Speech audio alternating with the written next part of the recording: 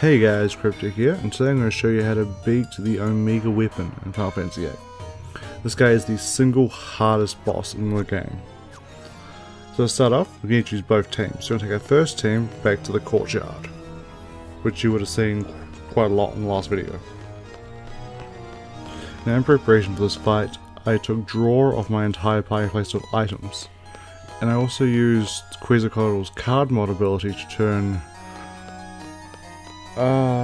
my Gilgamesh card into 3 holy wars, which were extremely useful. So we switch party, and then first thing you want to do is swap junction with whoever's got Diablos, so you can have the encounter none. Now I should note this is my 4th attempt doing this right now, because this guy is a goddamn nightmare.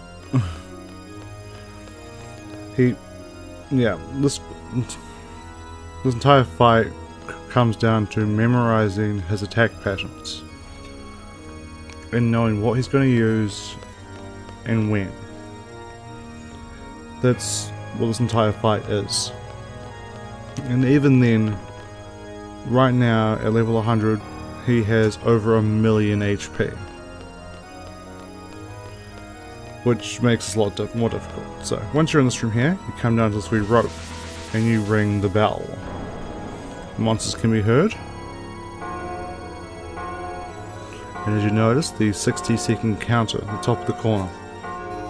Which means you have 60 seconds to swap back to your main party, and get to Omega weapon.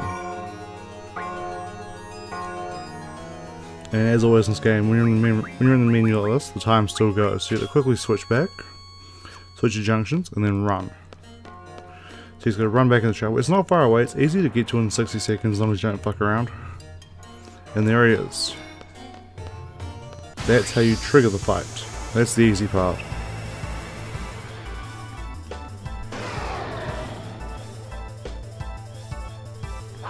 I mean, my strategy for this should be pretty apparent. At the moment, I'm just waiting because, we're heading with Meltdown. Irvine doesn't end up doing a whole lot, and I'm pretty sure I screwed up the very start of this fight. But I did manage to recover. So, head of Meltdown drops his vitality to 0, so we do more damage. Triple on Rhinoa, and a level 5 death. Now with this move, any character whose level is a multiplication of 5 is instantly killed. Which is why I didn't bother healing Irvine up at all.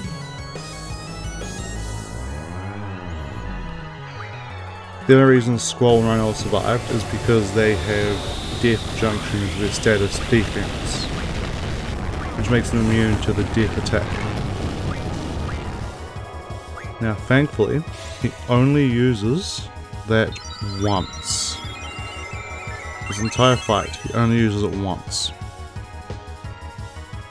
So after that first time, you never have to worry about him using level 5 death. There you go, my first holy war I used. This makes the entire party invincible for a period of time.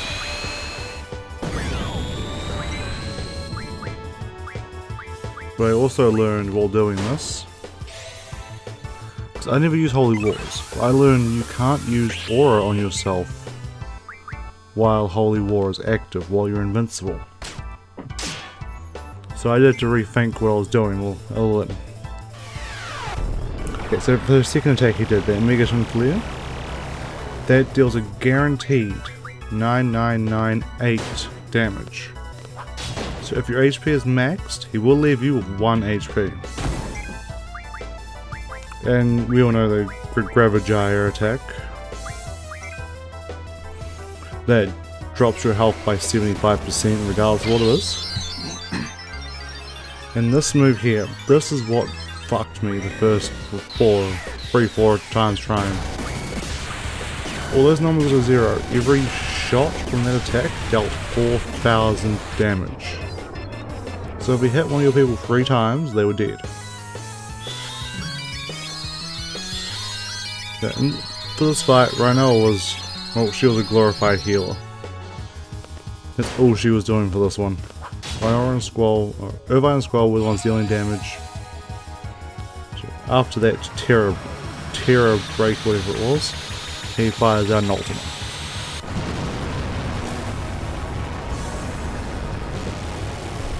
Ultimate, relatively high level magic attack. Deals some decent damage.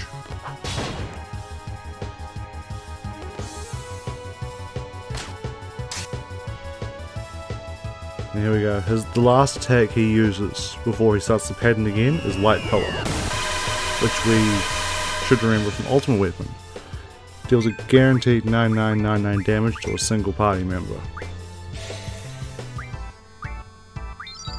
And yeah, the Holy War has worn off. So again, I know where to cast triple on Squall, which I should have done in the beginning. That was one of my mistakes. It should have been put on Squall. So yeah, Irvine's going to heal him because his next attack is going to fuck us. And Squall's going to cast free aura, one on each person.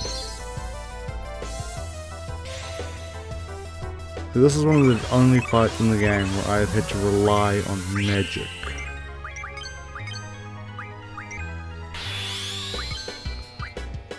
There we go, pumping out some limits on him. Because lowered defense or lowered vitality, we can deal some decent damage. There we go, 8,000 to 9,000 a shot from Squall.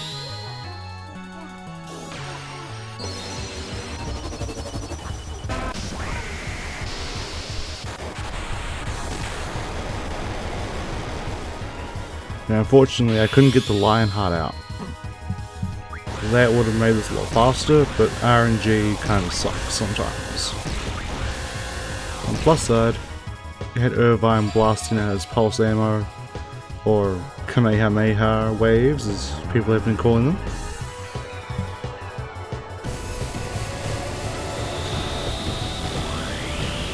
And here we go, back with Meteor.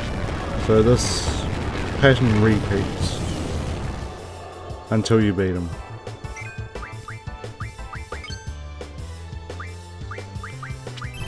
And as you can see, his attack pattern repeats and my strategy is just repeating.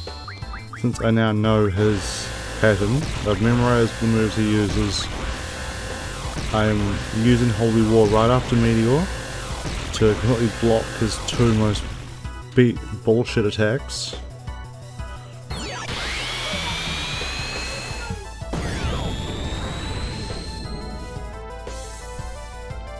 And just spamming limit breaks as well as healing when I can.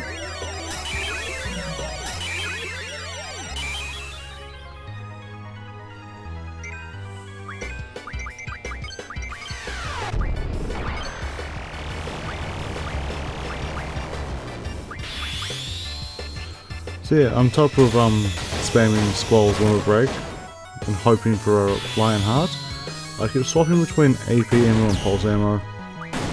For no reason at all, really.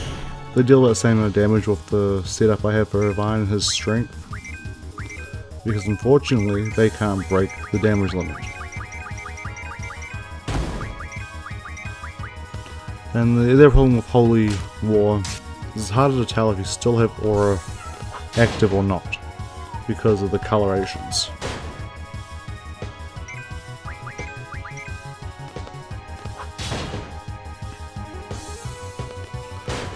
So yeah, I'm gonna skip most of this fight. You guys have seen his patterns, just to keep doing exactly what I've done. The Holy Wars help a lot. There are other ways to do it, but this is what I found the most effective. Alright, here we go with another Ragnarok. This is near the end of the fight. Ragnarok? Renzo, whatever. Lionheart. This is what I wanted. Yeah, it didn't happen until the very end of the fight, but Squall finally got the Lionheart in. And that's 20 something attack, can't remember the exact number of that damage. He's dealing around 200,000 damage of this limit. Which is still fuck all compared to Omega's health. So like, all in all, this fight itself took me around 30 minutes to do, which, yeah, is a pain in the ass. But we got it. 4 attempts, half an hour with fighting on the final attempt, and we finally beat the Omega weapon and got the achievement, which only 3% of players have gotten.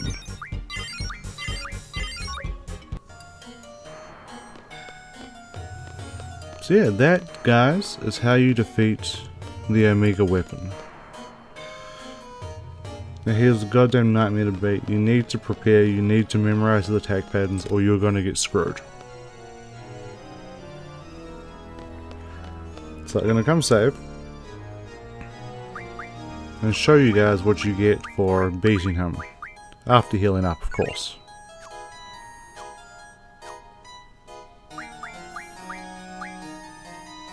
And saving. Go save first.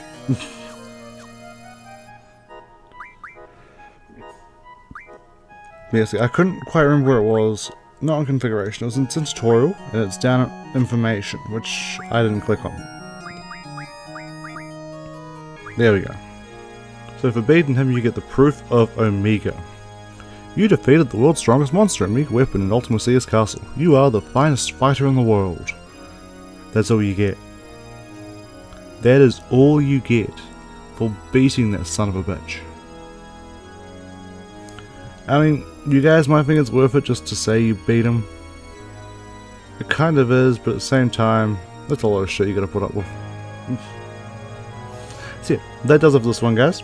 The next video will be the final Final Fantasy VIII video. We will be fighting Ultima Sea and ending the game. So if you guys enjoyed this, make sure to leave a like. Feel free to leave a comment down below. If there's more videos in the future, just make sure you subscribe. Other than that, I will catch everyone later.